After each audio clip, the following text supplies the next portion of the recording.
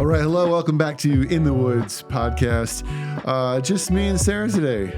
Pete here with you guys, and kind of setting up what today looks like on the podcast. The last couple of weeks have been kind of unusual or different, partly because if you're a follower of the podcast or a part of Woodland Church, you know we've been sort of, I want to call it almost like a farewell tour. I think Devin might say that, saying goodbye to the shepherds. So what we decided to do was Devin had an opportunity to preach his final message at Battle Creek 2 weeks ago. And then this last Sunday, his final message at the Marshall campus. Pastor Ken did the same message at both campuses back to back. So he was here and then he was there back and forth. So we were able to talk with Devin last week. The plan was to talk today with Ken about the last message of the Same Old Trick series, but unfortunately he wasn't able to make it. He will be on, I promise. Yes. It will, but so it's just us today. Still talking though, maybe a little bit more focused on his message. So if you are like, okay, where are you guys at today? Essentially, we, depending on which campus you're at, it might got a little out of order. But this would be week 6 of the Same Old Trick series. The idea that Satan wants to sort of tell us and lie to us that we should just all look for our happiness and kind of things like that. And what does it mean to work through that? So I thought this morning we could do a couple things. And I don't know, it might not be this morning. It might be the middle of the night when you're watching this. I don't know. This midnight. It's for us. Just to talk a little bit about maybe some stuff that we gleaned from Pastor Ken's message, which was a little bit awkward to like talk about someone else's when you're not on it. But, and then also if we had some time, we've been taking questions, but because of the nature of some of the stuff that's been happening, the way that we wanted to focus our time on the podcast the last 3 or 4 weeks, we haven't really been able to address a lot of them. So if we thought maybe spend some of that and do both. So jump into them. So welcome, Sarah.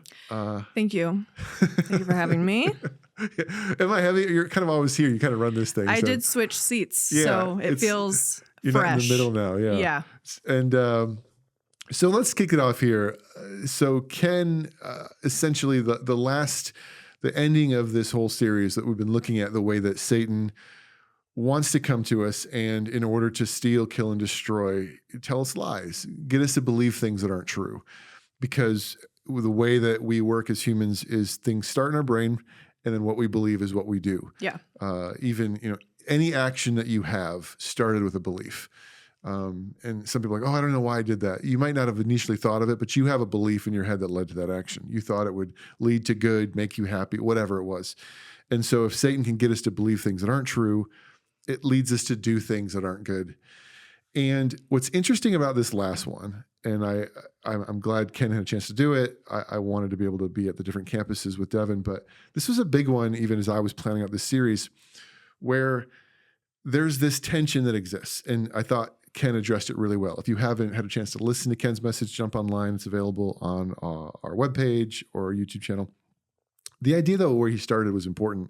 And it was sometimes it almost feels like Satan has 2 ways to come at us in this way.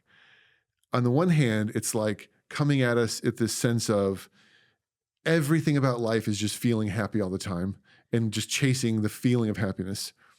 On the flip side, there's almost this undercurrent that has existed now for a long time. You can trace this back throughout church history, that happiness is almost a sin.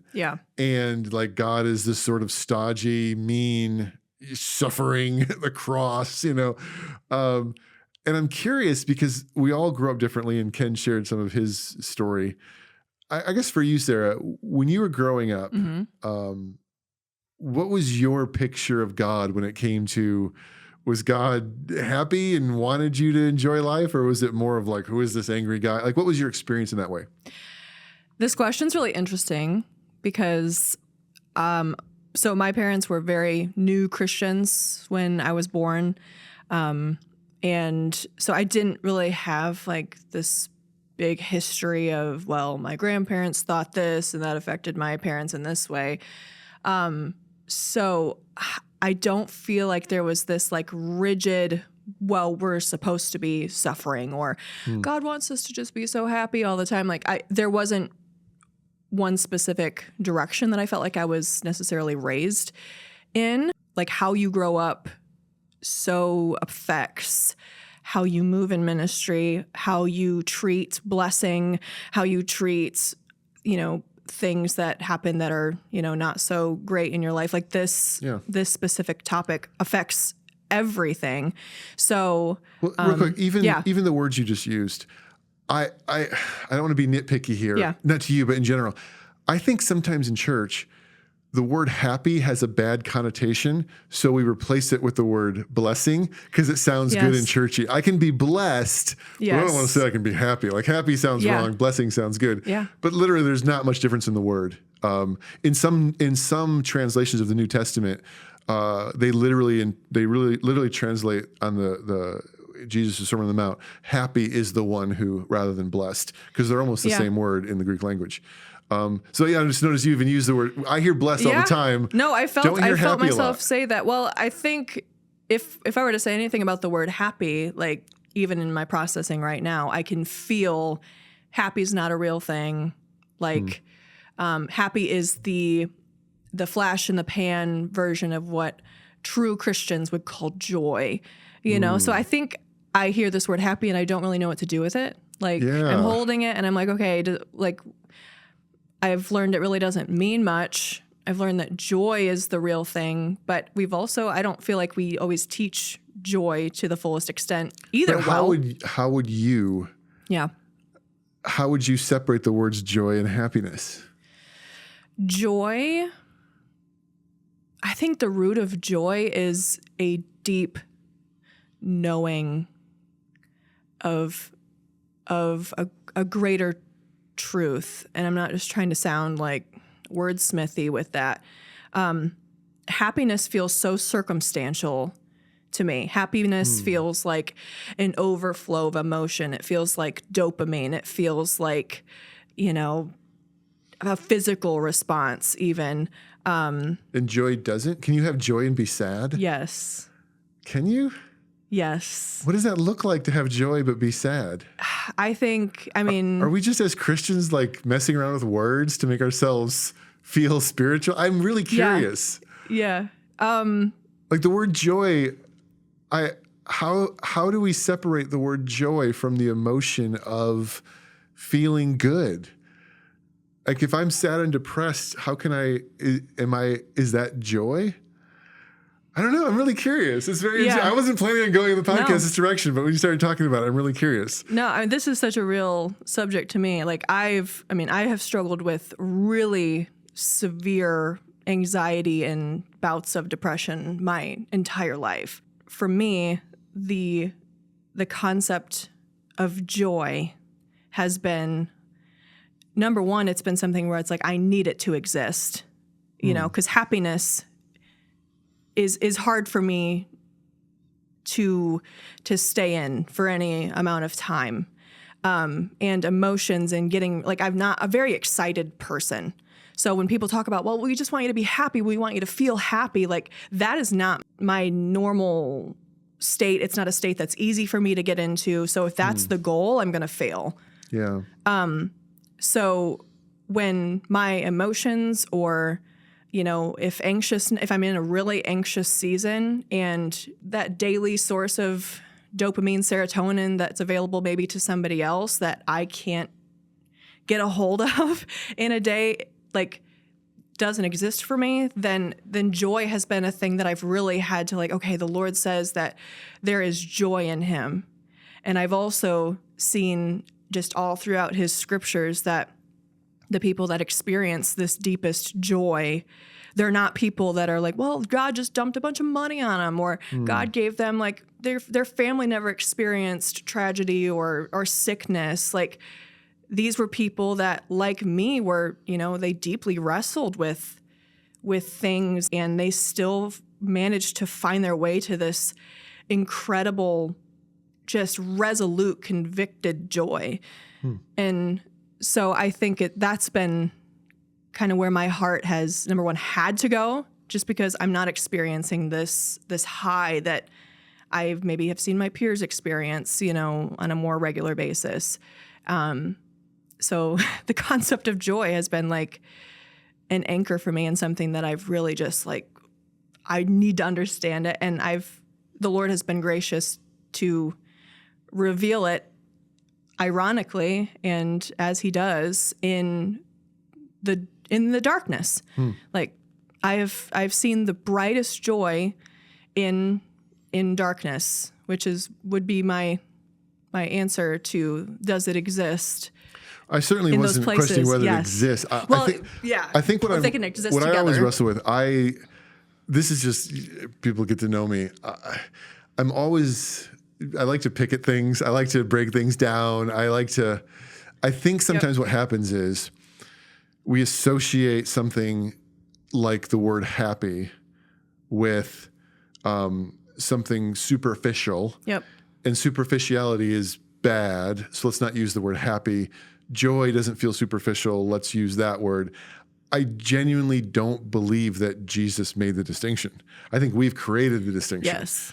What I think, and this is bringing back to what actually Ken wanted to get into, I don't think this is partly my opinion, but partly I think even biblically and theologically, I think this is true.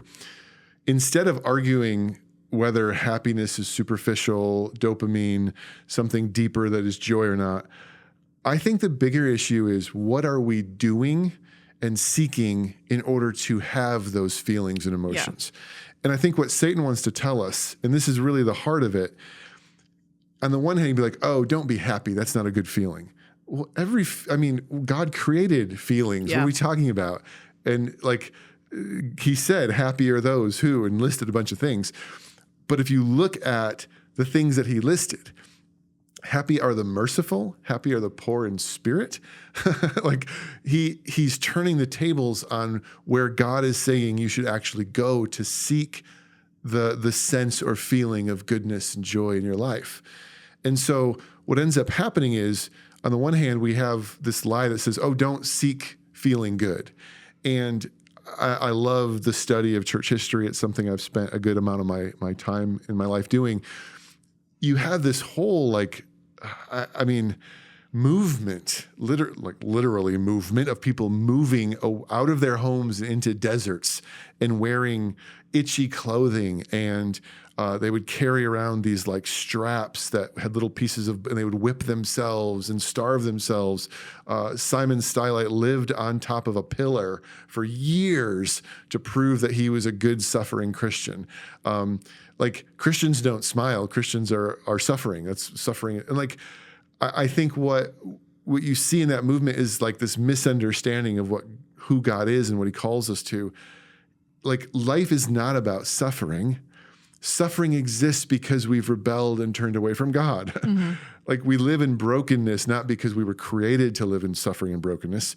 As Ken talked about, in the garden, God said it is good. And the word good, could be beautiful, wonderful, enjoying, successful. Our challenge and the lie that Satan comes to us is to say the sense of goodness, the sense of peace and happiness, a sense that I'm enjoying my life. You want that, and it's real because God made it in you. Here's the way you're going to find it. And God says, this is how you'll find it. And Satan says, no, you're not going to find it that way. Look for it over here. Mm-hmm. And so we look for it in things like, he says, if you get more money, then you'll have the feelings you're looking for. Well, the problem isn't the feelings. The problem is we're going after the wrong things that actually aren't going to give us what we're looking for. Just like drugs, like you'll feel good in a moment, but then it drops you. No one ever gets to the top and becomes the richest person in the world and says, now I'm happy. Rich people are often very unhappy because they've chased it as something to bring about those feelings and found it didn't. Yep. Chasing the feeling, chasing the sense, chasing joy, I don't think is the problem. I really don't. But I think we've demonized it a bit. Yeah. Don't chase happiness, chase Jesus. And I'm like, are those two things actually separate? Or is what should be separate is chase happiness the way Jesus told me to, rather than the way Satan is telling me to? And I think that's really what this whole series is about. The lie isn't happiness. The lie is how you're going to get it and what will bring it about. Because I do believe that God wants us to enjoy our lives. I agreed with Ken completely when he said that. I wasn't disagreeing with you. I was just, I think as Christians, we sometimes struggle with these words and what they mean and how we find them and stuff. Oh yeah. And I definitely believe it's both and. But when you were growing up, sorry, go back to the question. No, When yeah. you were growing up, you didn't feel like your picture of God wasn't this guy wants me to just work hard and be unhappy. It was more that wasn't something that you were sort of raised in or created the way Ken talked about. Didn't feel that way. Like, did you feel like God wanted you to be happy when you were a kid? If you thought about God, did you think this guy wants me to have a good life? I, from a very young age, have just intimately heard the Lord, which has almost been separate from my church experience.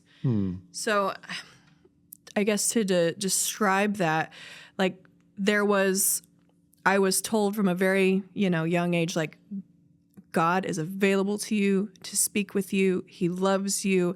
And I believed that immediately and began speaking with him and communing with him.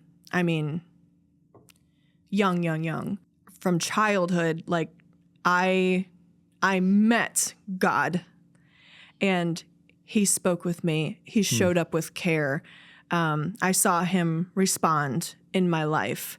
So I knew just from experience and from knowing the person I was talking to that he loved me and wanted those things for me. And even if they looked different, like, I know him.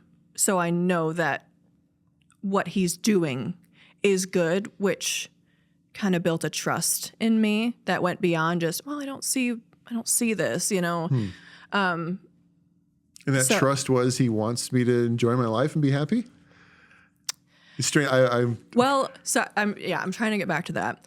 I think where it got confusing for me was then when different people's, church philosophies started coming in. Okay. So I would see somebody else talk about the God I was speaking with and just say something, maybe it was a more suffering-based holiness. And I'm like, whoa, I've always really respected adults. I've always wanted to learn from adults, in my youth. And so I'm like, okay, well, maybe that's who he is. Maybe it is more about suffering and maybe, the lightness and the enjoyment that I felt in my prayer time as a child or whatever is, okay, maybe there's more to it and this was not enough. And then you would get God wants to make you, like, his whole goal is to just make life beautiful and light and to eliminate suffering, and then we like naturally. The other extreme almost. Yeah, the other extreme. And then, okay, we walk into suffering and I'm like, well, that Where's obviously God? wasn't the case. Yeah. So I think for me personally, it was just always oscillating between what I've heard, what I've experienced, who I'm talking with, and then hearing other people talk about him. Sure. And being confused more so than like locked into a specific philosophy around it. So that's been my whole kind of faith journey, if that makes sense. I resonate with that a lot. I grew up in a Christian home too. And it's partly why I think I am the way I am, because sometimes I talk to my wife about this and it might sound like I'm completely going off track here, but you'll see me come back around. When it comes to parenting, my wife and I have a very distinct difference in the sense of there's something in her as a person, whether it's her upbringing or whatever, that the phrase, because I said so, is fine. This feels right, so you should do this thing. And that doesn't work for me at all. Like, give me the reason. Explain to me why I'm doing this. And I see it in some of my kids and not other kids. So some of my kids respond really well to my wife because like, okay, well, mom says so. And then especially my son, he does not. He's like, why? Why should I do it? Why are you giving me that rule? Why are you telling me to do this? And I think what's hard is we live in this weird space with God where you can't read the scriptures and not see that suffering is part of Christianity, that in this world you'll have trouble, all these kind of things. But then you say, he's like, I've come to give you life to the fullest. If you want to be blessed, happy, do these things. If you want to find your life, here's the way to find it. And it's like, wait, what am I looking at here? And I think it gets us more, we have to keep digging beyond the surface. And if you don't dig beyond the surface, what you end up doing is you end up just looking at suffering, at difficulty, as trials, as pain, as just, well, these are just things God does. It's part of life. Deal with it. As opposed to, actually, there's reasons. There's a why behind some of the stuff. Part of the why is we are creating brokenness with our disobedience and not trusting God. And that so much of the suffering and brokenness in our world is not God being like, I just want to hurt, life is pain. It's no, like you're doing that to yourself. Stop it. Like I didn't create that brokenness. But then the other side of it becomes more of what this whole message was about, which is, no, there is a life to be had that is good, where you can wake up in the morning and want to get out of bed, where you're not constantly feeling like everything sucks and depressed and miserable and no happiness. The problem, though, is our brains want to make quick decisions, things that make sense to us, and say, well, that thing will probably be the thing that makes me happy. If I get this thing, if I can just find the right spouse who will make me happy, if I could just get a bit more money, because when I don't have money, I have anxiety. If I can get more money, I won't feel this way. If I were popular, if I was famous, if I had whatever, you name it, if I had just this thing, then I will feel the way I want to feel. And if you dig into it deeper, the problem that I think we'd look at is not, again, it's not saying, no, God doesn't want you to feel happy. The problem is that that's the problem. You're getting at the wrong things. And when Jesus says, to find your life, lose it, I don't think it was a call to just suffer for suffering's sake. Right. Be unhappy, go out in the desert and not have a life. I think what he was saying is the life that you're pursuing, the things that you're going after to try to make yourself happy, suck. Stop it. Die to that life because it's not a life worth living. Yeah. Follow me and I'll actually show you. And I think here's the simple, we've heard this every Christmas, we say it's better to give than receive, right? Mm-hmm. Our brains say, no, it's not. I want stuff. And then we get stuff and how do we feel? Numb and bored, and I didn't do it. But then we give, and we're like, oh, wait, I feel so much better. Why do I feel better right now? Because Jesus knows how he wired us, and there actually is goodness to be found when we live the way that he's called us to live. That actually in serving and loving others, in dying to some of the wants and desires we think will make us happy, we actually find the things that God designed us to be happy doing. And that's kind of the great flipping of the tables, if you will, of life that Jesus brings to us. And so, I don't know, it's been a challenge for me, though. It's almost a challenge for me sometimes to even talk about it, because I feel like if I say these things out loud, someone's going to call me a heretic. Oh, it's prosperity gospel, you and Joel Osteen, go talk about being happy. But I'm like, you can take it too far. There's a gutter. Like there's a gutter on both sides of this bowling alley. There's the gutter of like God is angry and mean, and there's the gutter of life is just all about you feeling good in the moment. Both of those things are problematic. But I don't want to be afraid and not be open to the idea that my Father who loves me and created good things for me didn't create me to be sad and depressed and upset all the time. Even though, like you, we've talked this on the podcast, some of those are my natural tendencies too. Yeah. So sometimes trying to find goodness when my brain doesn't want to think about good things. I know you've wrestled with that, right? Yeah. You've heard the podcast. How do you overcome that? How do you work through it? I'll answer it in kind of a roundabout way, going back to something that Ken said that really stood out to me. He talked about the American paradox, which was this idea that, in the last couple years, we have everything that those before us could have dreamed of. Yeah. We've made extreme technological advancements, medical advancements. We're living longer. We have more money. Like all of the things that, maybe people decades ago or centuries ago would have been like, we're fighting for this. Yeah, like if we could this have is, that, if we'd be we happy. had this, we would finally get to the platform that we could jump off off of, into just true joy, or just peace. Yeah. And here we sit in worse mental shape, in worse physical shape. People are dying from diseases of despair at a rapid rate right now. So I think, like, even when I sit in my own anxieties, when that becomes particularly heavy for me, I think we all kind of struggle with, there's this magical state that we just have in our brains that if it's just this, then we can start being, we can take that deep breath. It's our picture of Eden. It's our picture of Eden, and we can be most productive. We're most lovable. We're most worthy. And I think that's one of Satan's biggest deceptions, is that this place exists only in a certain context under certain circumstances.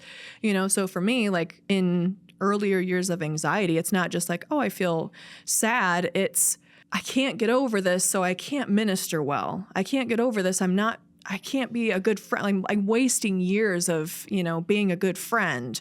Or like, I always wanted to be described as like the bubbly, like she makes us, just feel so warm and welcome. And that's just not my personality, And so I think the enemy has just come in and has said, like, man, you just haven't made it to that platform of being able to be used by God. So you can't be happy. So you can't be sad. happy. And like, that's where a lot of my churning has come from, because I've definitely given into that lie. So how do I get over that? Number one, the Lord has had to teach me that getting to an exclusively just euphoric state in life and staying there is not reasonable. It wouldn't be healthy anyway. It wouldn't be healthy anyway. I don't think we'd want that anyway. I think contrast brings a lot of beauty to life. Sure. And that things can exist at one time. Did you just quote my book on purpose, or was that random? It's random. Okay, good. Haven't read the book. Oh, can't wait to read it. That's the subtitle of my book. There's beauty in the contrast. Read it. I will too, eventually. Well, he talked about the way that comparison destroys our contentment. Yeah. And even to say, like, I wanted to be that kind of person. Yeah. Well, you're not that kind of person. No. So if happiness is found in being something you can't be, just go Give ahead up. and figure out how to spend the rest of your life on depression medication. Yep. Like, I think, again, that comes back to what I'm saying, though, is those are the kind of things that Satan does. He paints the picture of Eden, and Eden is real, but it doesn't look like Satan wants us to look like. And Satan wants to say Eden is having what that person has, being what that person's like, not being this part of yourself, having more of this. Like, even, this is like real. When you see like people like cartoonishly paint pictures of heaven, it's always like floating on a cloud with harp and someone feeding you grapes, as if that is the picture of paradise. And that's the American dream. To completely remove work, to just be able to lay on my couch, have all the money I want, and just be fed entertainment, then I'm happy. Yeah. But it's not. It doesn't make us happy. It doesn't actually bring the feelings that we're looking for. And that's the thing, is like, you compare yourself. If I could be like that person, well, then we try to become, we get plastic surgery and we change our personalities, and then we're completely false inside. And we're like, why am I not happy? Because that was never going to make you happy. Right. It was never designed for it. It was not what God made you to. That's not truly Eden. And I think that's like why Ken did such a good job with sort of breaking that idea down. There's a whole thing where it's a study was shown about the way in which, at least in America, and our there is a level, and there's a word for it. It's not coming. There's a level of financial stability that we need to reach in order to not live with constant anxiety. And it's real. Like, if you're under this level, you're probably struggling, and that's hard. Yeah. But it's like it maxes off your level of happiness. Like, no amount of money over that level makes you more happy. Yeah. But as you were getting towards that number, you were feeling better. Like, so I remember when we had a couple kids, I was just like a really poor youth pastor. We were barely hanging on, and I was below that number. And I would think, if I could just make this much money, then I'd be happy, you know? And the truth was, as I got closer to that number, I did start feeling things inside of me. I would say I felt better. I had less anxiety. I wasn't wondering, can we pay our rent this month? And that helps, right? So I was feeling better. And then I got to that level in our life. I hit it, like, financially. And I'm like, cool. But then another raise or a bonus or whatever didn't do anything for me. And it's literally how drug addicts talk, right? Like, those first few hits are euphoric, and then you're trying to get back to euphoria, but there's nothing left for it. And now it's just depression. That's the way that Satan does happiness with us. Mm-hmm. Just enough. Get to this point. Oh, see how you're feeling making more money? Yep. See how you're feeling spending time with that person that's not your spouse? See how you're feeling in this moment chasing after this thing over here? And I'm feeling happy now. And then it just drops. Yeah. Because it was never the thing that was actually going to satisfy us. And so, I'm always even careful saying, like, well, money won't make you happy. Actually, in some seasons of life, you need money to avoid the chaos. Yeah.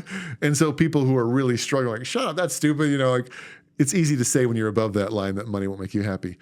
But it is important to at least keep that in our minds, that there are some things that can bring us to a level of, okay, I'm no longer struggling with the fear and anxiety of not having things I need. But we weren't designed to seek happiness by going above and beyond those things. And that's kind of where Ken was going at it. And I think that's true with even, like, contentment of who you are as a person. Yep. I think you can look at yourself and say, there are parts of me that I recognize are actually kind of broken, and that Jesus wants to heal, and that I will be a more healthy, content person if I let the Holy Spirit heal these areas. Yeah, sure. But then the lie just keeps going, well, actually, you need to be all of these things. You need to be that thing. You need to act this way and look that way. It's like we go past just being healthy and whole to being even healthy and whole. I can't be happy with who I am. And that's Satan just lying to us and leading us down a path that just destroys us and destroys our joy. Yep. I'm preaching. Sorry. No. I like something else he said was, I wrote this down. He said, happiness is not what you have, but more about who you are. Mm-hmm. I thought it was such an interesting statement of, like, tying into a place of being who God wants me to be.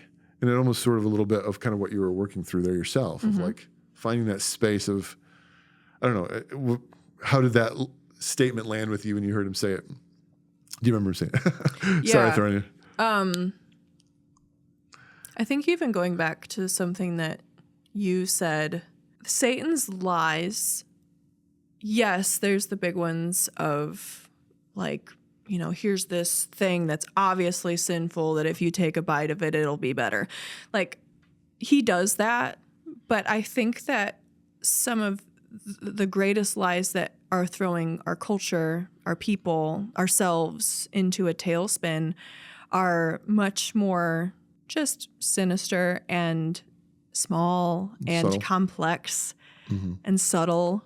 You have a tinge of truth to them. Oh, huge tinge of truth. And I think it's easy. Like, I mean, we're all scrolling through social media and seeing, like, hey, add this healthy thing and it'll, you know, cure XYZ, or strip this away, or don't let them this, and you'll free your mind of, you know, oppression of whatever sort.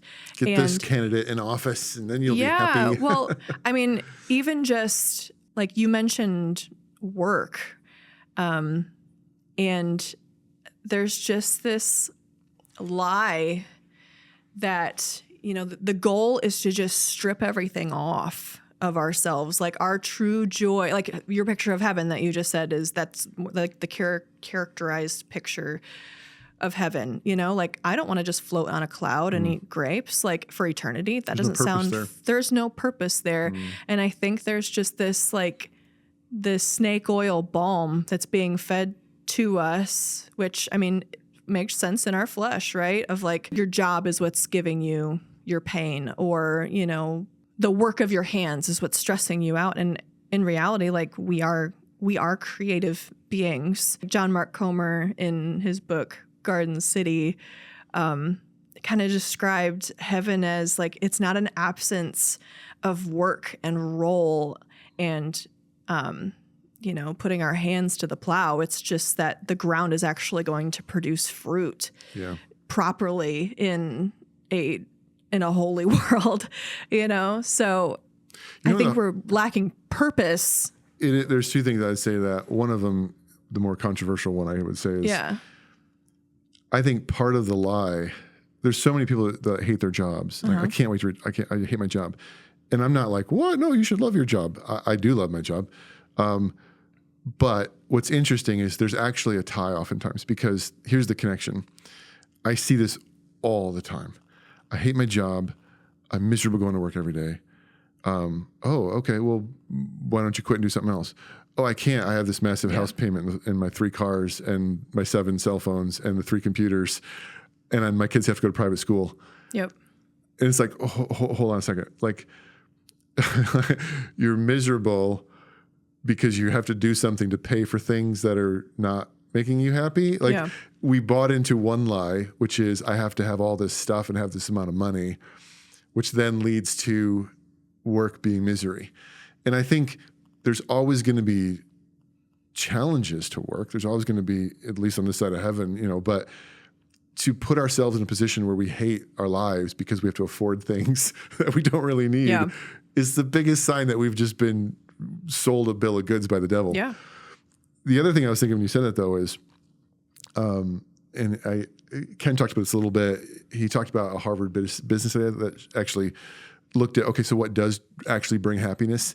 It reminded me of a book called The Anxious Generation that examined some of this, both non-Christian things that landed at Christian things, of like, actually the things that we see really bringing happiness to people's lives are love, community, being in relationships with people, having a purpose, doing something that has meaning, and generosity, which ironically are all the things that Jesus tells us to do. This is a total left turn. My biggest fear about the future is not World War III. It's not the politics. It's not Civil War. It's none of that stuff. My biggest fear about the future is AI is going to make life so easy that humans won't have purpose. Yep. And that is death. It's literal death. Like, when you don't have a reason to get out of bed, to feel good about your life, to feel like you're accomplishing something and doing something, it saps us. And it's so ironic because it's like, I see these guys who spend their whole life working and working just so they can retire and not have to work anymore. And then they retire and they're bored to death and don't know what to do with themselves. Yeah. And it's like the whole thing is messed up. Like, having purpose, having something to do, having a reason to contributing, like working, like all of these things are part of what God created us to actually find happiness and goodness in our lives. But they get so skewed when the devil starts to warp them. And, oh, you got to do it this because they need this much money and you got to climb this corporate ladder. There's so many people who, I'm on a tangent now, but man, there's so many people who chase promotion at their jobs because that's what you're supposed to do. But they actually were doing something they loved, and now being promoted, they're not doing something they love, but they're making more money and they have a bigger house, but they don't want to go to work every day. It's such a crazy trap that we could fall into, of like this constant voice saying this thing, you need this thing to be happy. When really some of the most basic things, like choosing to be generous, choosing to live unselfishly, is actually one of the biggest keys to being happy in your life. And finding a thing that you actually enjoy doing, even if it doesn't give you the same car as your neighbor or let you live in that neighborhood, but it actually is bringing joy in your life. What are you actually pursuing? And you know, it's like, who are you listening to tell you what will actually bring goodness in your life? We are so mixed up and confused by that. Yeah, this whole podcast turned into a whole thing, didn't it? Yeah. Yeah. The irony What's is, the theme? We're like, finding it. a half hour ago, we're like, what are we going to talk about? I don't know why we ever say that, because we always end up talking about stuff. I don't know. Any other thoughts or insights as we kind of wrap this one up? Closing remarks about it? Yeah, I think everything that you were just saying, it reminds, I think it's C.S. Lewis that wrote The Inner Circle or The Inner Rings. It's like it's a article by him or just an essay, but he just talks about that just pursuit towards, there's always just something higher, something bigger, closer, something shinier, more intimate and whatever. And he made a line in it that was like, there's nothing worse than being like called into a meeting on a Saturday, but man, there's nothing even more worse than not being invited or not being needed, So even with all of our promotions and the things that we're running after, I'm like, I think that if people really took a step back, like we don't actually want those things when we have them. We've proven that. The money, the raises don't do it. The health, what are we doing with it? And I think when we actually have it in our hands and it's like, okay, here you go. Like you have it, you're healthy, your bank account's full. What now? There's an identity crisis that takes place that is throwing people into panic. And like you said, okay, then enters AI and the places that, the work that you were going into to literally prove that your existence matters. Now that's falling away. Oh gosh, that's depressing. Right? Yeah, that's so hard. It's true. The part that you thought you played is now, we literally don't need you anymore in a day, So I think it all comes back to, are you seeking how the Lord has gifted you? Are you seeking heaven's view of you? Are you seeking not just how can I get more money and, try to avoid pain and, move ahead of God almost by all of the security measures that we put in with our wealth and our hard work? When all those things are taken away, like, who has God made you to be? Because I don't care what AI does. Like, the Lord has given you a skill set, a perspective of how to bring heaven to earth wherever you're at. I mean, be it walking down the street, going to the grocery store, walking into a job that's changing every day, that's slowly fading you out. Like, if you know what your role is in bringing heaven to earth, in showing the Lord's joy to a world that only knows joy through highs and lows and the next grab, you have purpose eternally. So that's good. I think that's the place it. Yeah, I think the happiest people are not the people that are seeking heaven. They're the people that are giving their lives to bring heaven to earth, like creating Eden by giving their lives away. That's where we find joy. And I'm happiest when I'm serving and giving. I think in my head I'll be happiest taking and getting and keeping, but I never am. Do you remember, you probably don't, you're too young, there was a white Christian rapper in like the early 2000s. What was his name? John Rubin, maybe?